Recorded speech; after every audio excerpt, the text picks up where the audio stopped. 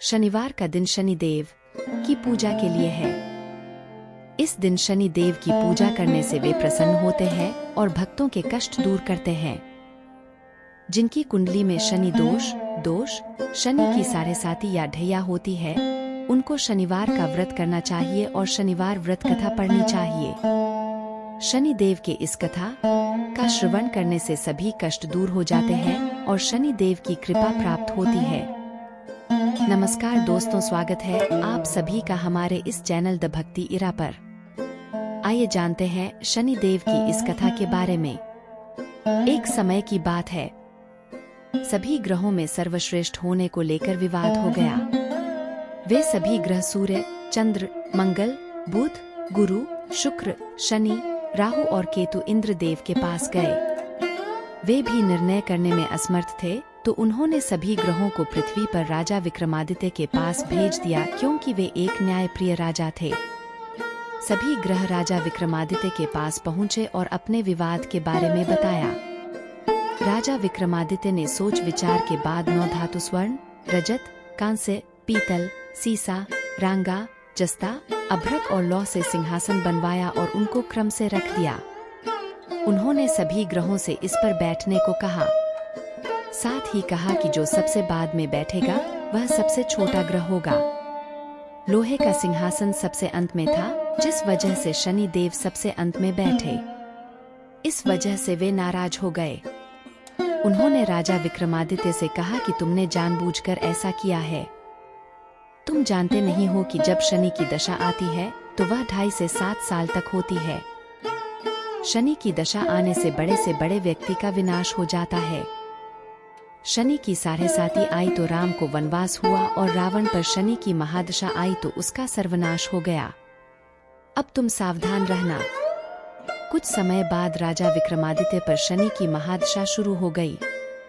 तब शनि देव घोड़ों का व्यापारी बनकर उनके राज्य में आए। राजा विक्रमादित्य को पता चला कि एक सौदागर अच्छे घोड़े लेकर आया है, तो उन्होंने उनको खरीदने का आदेश दिया। एक दिन राजा विक्रमादित्य उनमें से एक घोड़े पर बैठे तो वो उनको लेकर जंगल में भाग गया और गायब हो गया। राजा विक्रमादित्य का बुरा वक्त शुरू हो गया। भूख प्यास से वे तड़प रहे थे, तो एक ग्वाले ने पानी पिलाया तो राजा ने उसे अपनी अंगूठी दे दी। फिर नगर की ओर चल दिए। एक सेठ के यहाँ पानी पिया। अपना नाम उज्जैन का वीका बताया। सेठ वीका को लेकर घर गया। वहां उसने देखा कि एक खूंटी पर हार टंगा है और खूंटी उसे निगल रही है। देखते ही देखते हार गायब हो गया। हार चुराने के आरोप में सेठ ने वीका को कोलवाल से पकड़वा दिया। वहां के राजा ने वीका का हाथ पैर कटवा दिया और नगर के बाहर छोड़ने का आदेश दिया। वहां से एक तेली गुजर रहा था। वीका को देखकर उस पर दया आई। उसने उसे बैलगाड़ी में बैठाकर आगे चल दिया। उस समय शनि की महादशा समाप्त हो गई। वीका वर्षा ऋतु में मल्हार गा रहा था। उस राज्य की राजकुमारी मनभावनी ने उसकी आवाज सुनी तो उससे ही विवाह करने की जिद पर बैठ गई। हारकर राजा ने बेटी की विवाह वीका से कर दिया।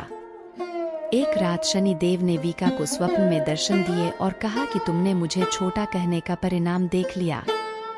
तब राजा विक्रमादित्य ने शनि देव से क्षमा मांगी और कहा कि उनके जैसा दुख किसी को न दें।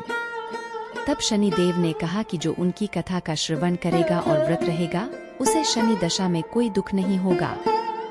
शनि देव ने राजा विक्रमादित्य के हाथ और पैर वापस कर दिए। जब सेठ को पता चला कि मीका तो राजा विक्रमादित्य है, तो उसने उनका आदर सत्कार अपने घर पर किया और अपनी बेटी श्रीकंवरी से उनका विवाह कर दिया। इसके बाद राजा विक्रमादित्य अपनी 2 पत्नियों मनभावनी एवं श्रीकंवरी के साथ अपने राज्य लौट आए, जहां पर उनका स्वागत किया गया।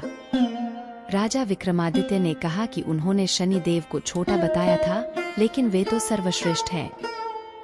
तब से राजा विक्रमादित्य के राज्य में शनि देव की पूजा और कथा रोज होने लगी।